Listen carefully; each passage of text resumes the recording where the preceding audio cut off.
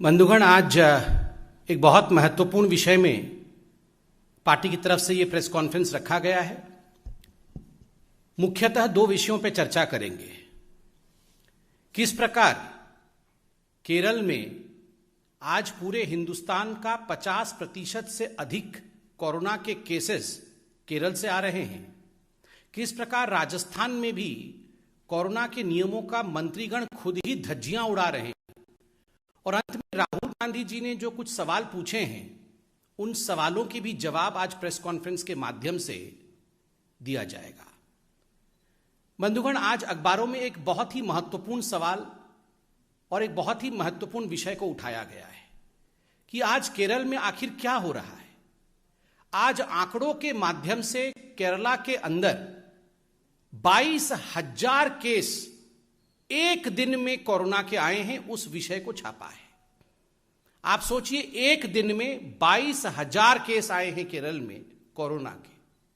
और आज अखबार ने यह भी लिखा है कि ऐसा प्रतीत होता है मानो ये सेकेंड वेव नहीं हो, एक और वेव आरंभ हो चुका है केरल के अंदर। तो ये बहुत ही गंभीरता का विषय है, बहुत ही चिंता का विषय है। क्या हम एक और वेव की ओर बढ़ रहे हैं? इसके लिए जिम्मेदार कौन है? देखिए, केरल में जून 6 के बाद आज सर्वाधिक केस आए हैं। आज राज्य में 22,000 केस आए हैं। इससे पहले जून 6 को तमिलनाडु में 20,421 केस थे। उसके बाद किसी भी राज्य में अगर सर्वाधिक केसेस आए हैं जून 6 के बाद, तो वो केरल राज्य है। केरल में भी मई 29 के बाद ये सर्वाधिक केस है। इससे पहले केरल में भी विषय कंट्रोल की तरफ बढ़ रहा था, मगर कहीं ना कहीं कुछ ऐसा हुआ है, कहीं ना कहीं कुछ गलती केरल सरकार से हुई है, जिसका नतीजा यह हुआ है कि आज पूरे हिंदुस्तान का सर्वाधिक केस केरल से निकल रहा है। विगत 4 हफ्तों में, in the last 4 weeks, the case load in Kerala is consistently increasing.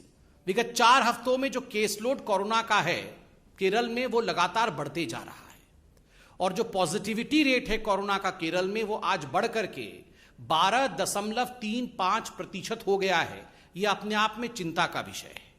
आज केरल में इन 22,000 सिंगल डे केस को ऐड करके अगर हम देखें, इसका योग करके हम देखें, तो कुल मिलाकर जो केस संख्या केरल में है वो 33 लाख है। 33 lakh people in Kerala today have suffered from corona, including the 22,000 people who have tested positive yesterday.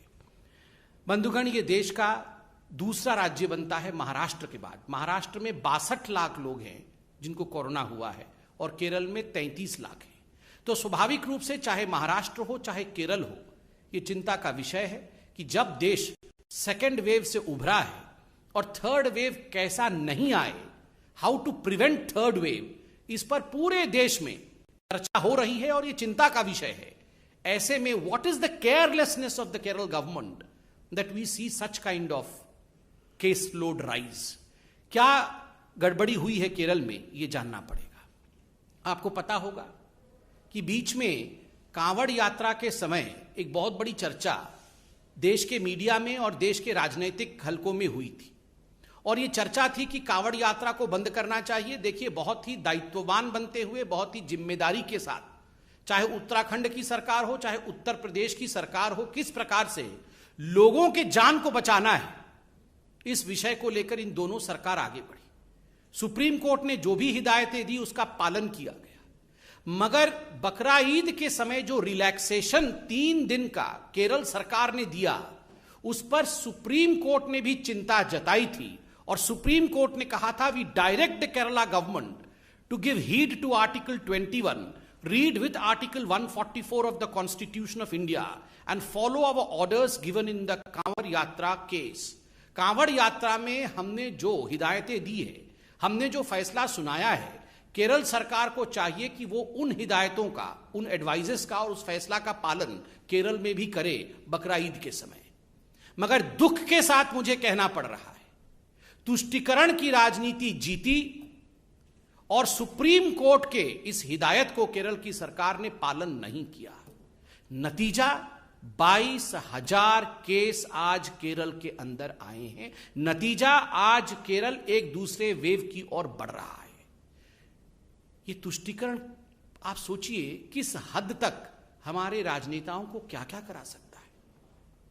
मुझे तकलीफ हो रही है कहते हुए कि आज कोई भी ऐसा पॉलिटिकल पार्टी नहीं है बीजेपी को छोड़कर जो केरल के इस परिस्थिति पर चिंता व्यक्त करे और जो केरल को और हमारे तथाकथित लिबरल पॉलिटिशियंस को, जो तुष्टीकरण की आड़ पर अपने आप को लिबरल कहते हैं, उनको आईना दिखाने का काम करे। मैं धन्यवाद करता हूं मीडिया का, जिन्होंने इस विषय को आज अखबार के माध्यम से और आज न्यूज के माध्यम से उठाया है और हमें जागरूक करने का काम किया है। ठीक उसी प्रकार आप राजस्थान में देखिए, आपको जान के आश्चर्य होगा कि राजस्थान में उनके जो स्वास्थ्य मंत्री हैं, खुद स्वास्थ्य मंत्री रघु शर्मा जी, वो कल अपना जन्मदिन मनाते हुए इंदौर के ऑडिटोरियम में, इंदौर शहर के ऑडिटोरियम, एक इंडोर ऑडिटोरियम है राजस्थान में, तो उस इंडोर ऑडिटोरियम में वो अपना जन्मदिन मना रहे हैं और सैकड़ों लोगों को उन्होंने उसमें हाजिर किया है। अभी यह भी मीडिया में चल रहा है कि मंत्रिमंडल का फेरबदल राजस्थान में हो सकता है। तो शक्ति प्रदर्शन करने के लिए कि हमारे पास ज्यादा लोग हैं, यह दिखाने के लिए रघु शर्मा जो स्वास्थ्य मंत्री हैं, वो जिस प्रकार का व्यवहार कर रहे हैं, सैकड़ों लोगों को कहीं ना कहीं वो खतरे में डाल रहे हैं कोविड रिस्ट्रिक्शंस हटा करके। स्कूल कॉलेजेस राजस्थान में बंद है, किंतु आप देखिए राजस्थान में खुद स्वास्थ्य मंत्री और उनकी सरकार लोगों की जान को खतरे में डाल रही है। और वैसे में आज राहुल गांधी और कुछ विपक्ष के नेता जब सवाल पूछने संसद के पटल को छोड़ करके संसद के बाहर आते हैं और सवाल पूछते हैं, तो इन सवालों का जवाब जनता भी देना चाहती है और हम भी चाहते हैं इन सवालों का जवाब राहुल गांधी को दिया जाए। राहुल जी, आपने कहा कि आज पूरा विपक्ष जो है, वो पूरा विपक्ष आज एक हो गया है और एक होकर ये कुछ सवाल पूछ रहा है। राहुल जी, ये तथाकथित विपक्ष एक कब नहीं था? आज ममता जी भी चाय पी रही हैं सोनिया गांधी जी के साथ, आप कह रहे हैं कि हम सब एक हो गए।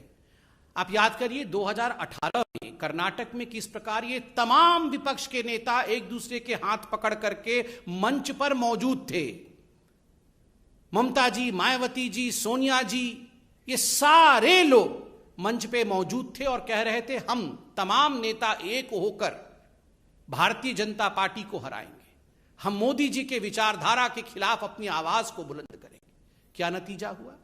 क्या नतीजा हुआ? जनता जनार्दन है।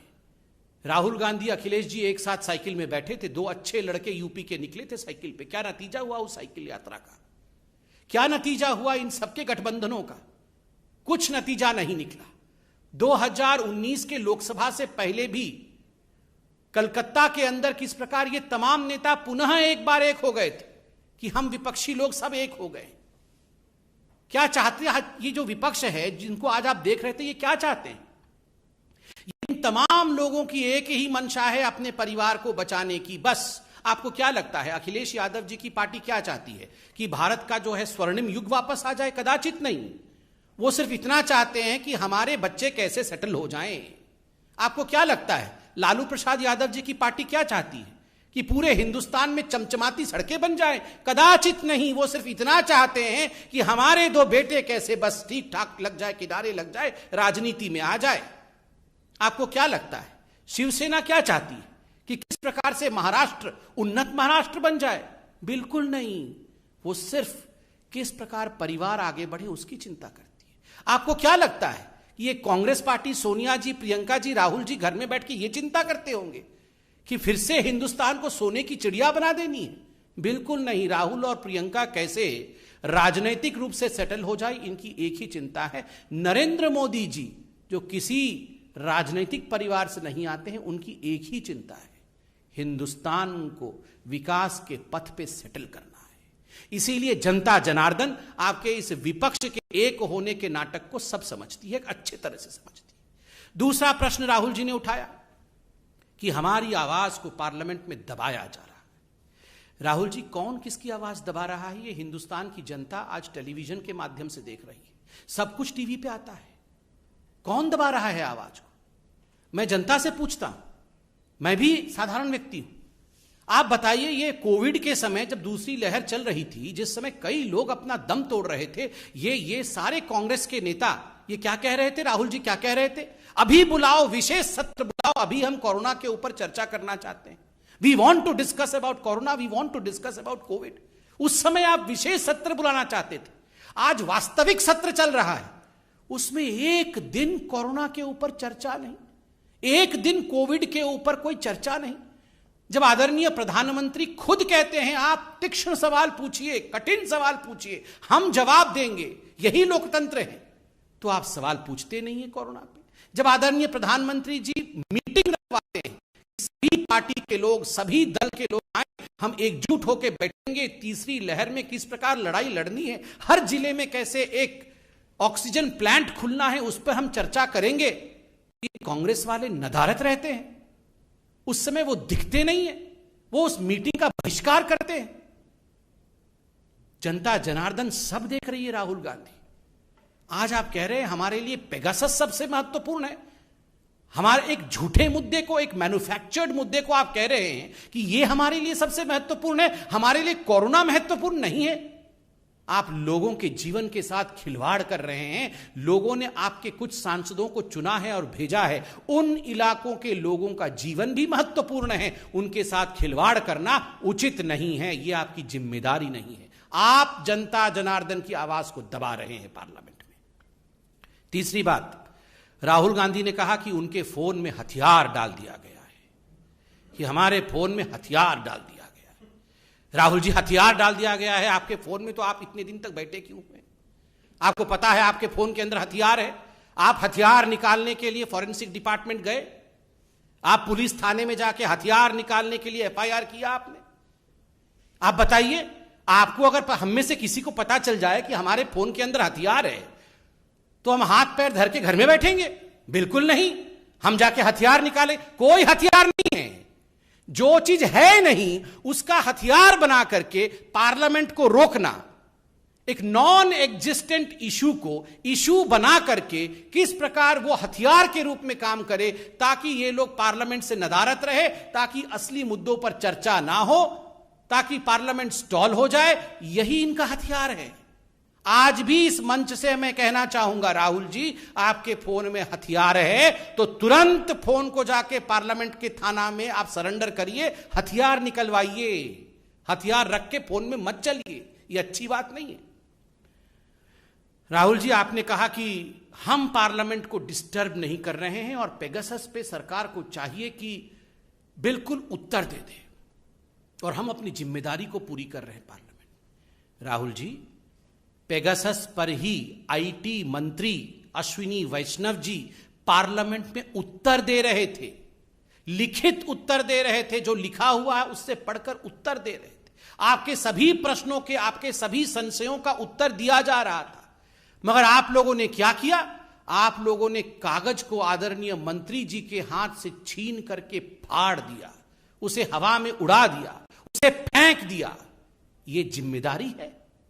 ये जिम्मेदारी नहीं है, ये गैर जिम्मेदाराना बिहेवियर है, और ये लोकतंत्र की मर्यादाओं का छलनी उड़ाना है, ये लोकतंत्र की मर्यादाओं के साथ खिलवाड़ करना है।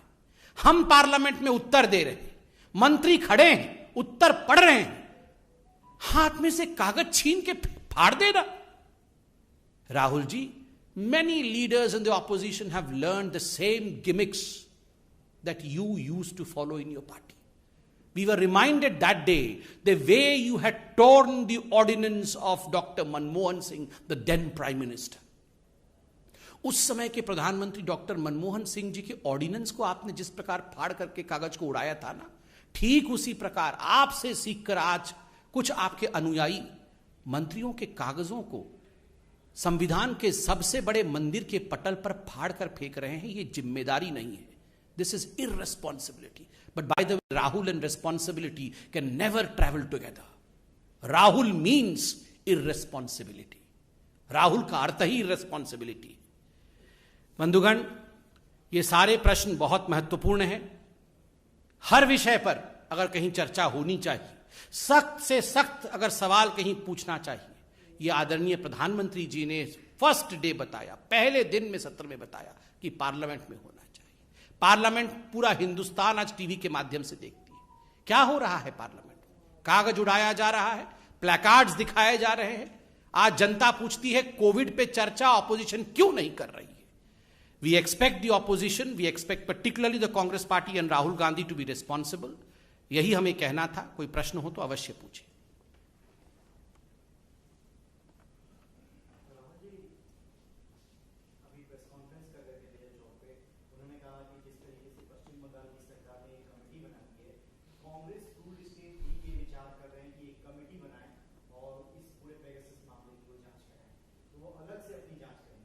देखिए, राहुल जी अलग से जांच कराना चाहते हैं, उनके फोन के अंदर हथियार है, उसकी जांच कराना चाहते हैं तो सिंपल है बहुत।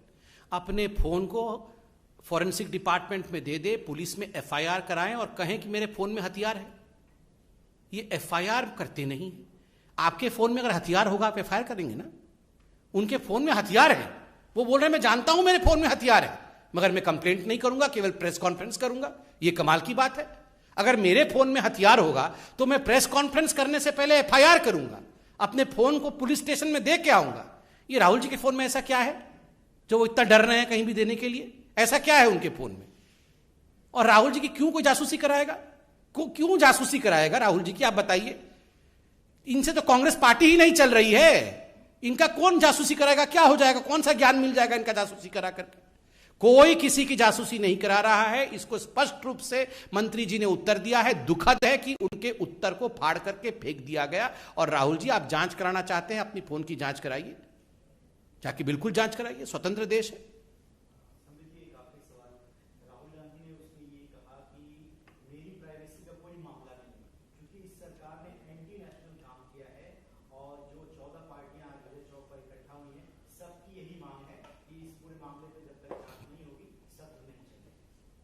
आज राहुल गांधी जी ने दो शब्दों का इस्तेमाल किया है, एंटी नेशनल और treason. It is anti national not to discuss covid on the floor of the parliament. पूरे विश्व में जिस महामारी को लेकर सैकड़ों लोगों की जानें चली गई, जिस महामारी को लेकर हर देश में आज परेशानी है, उस विषय पर अगर हमारे चुने हुए प्रतिनिधि डिस्कशन ना करे, डिबेट ना करे, तो वो देश के खिलाफ है। और जो भी इस डिस्कशन को होने से रोकता है, कहीं ना कहीं वो देश के ऊपर आघात करता है।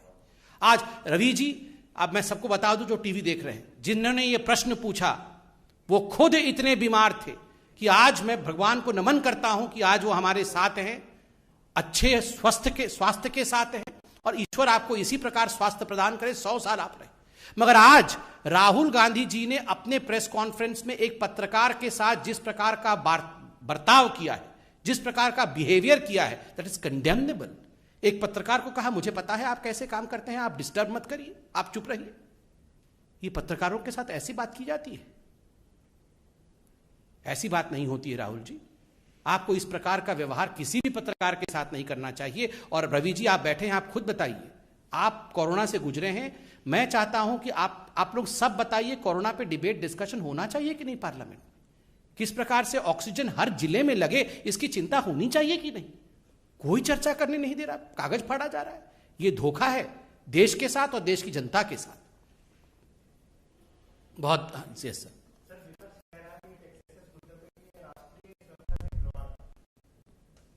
देखिए, आज विपक्ष कहीं ना कहीं, और खास करके राहुल गांधी, कहीं ना कहीं there is a bankruptcy in the thought process. आज इस देश के सामने सबसे बड़ा मुद्दा कोई है तो वो किस प्रकार थर्ड वेव को प्रिवेंट करना है, किस प्रकार वैक्सीनेशन को सुचारू रूप से पूरे राष्ट्र में चलाना है, किस प्रकार से कोरोना को लेकर ऑक्सीजनेशन की तैयारी करनी है। यही आज राष्ट्र के लिए सबसे बड़ा मुद्दा है। और अगर हमारे प्रतिनिधि, हमारे मेंबर ऑफ पार्लियामेंट, हमारे सांसद ये सब डिस्कशन नहीं कर पाए, और एक नॉन एग्जिस्टेंट विषय जिस पर कि जिन्होंने चोरी किया है वो खुद कंफ्यूज्ड हैं, वो स्पष्टता के साथ कुछ बता नहीं पा रहे हैं। जो कह रहे हैं कि हमारे फोन में हथियार है, वो अपने फोन को जांच के लिए देने के लिए तैयार नहीं है। आप पूरे पार्लियामेंट को, पूरे देश को उन विषयों पे बरगला नहीं सकते हैं। सारे विषयों पे आप चर्चा पार्लियामेंट पे करिए, सारे विषयों पे, किसी विषय पे चर्चा करने से कोई रोक नहीं। बहुत बहुत धन्यवाद। Thank you.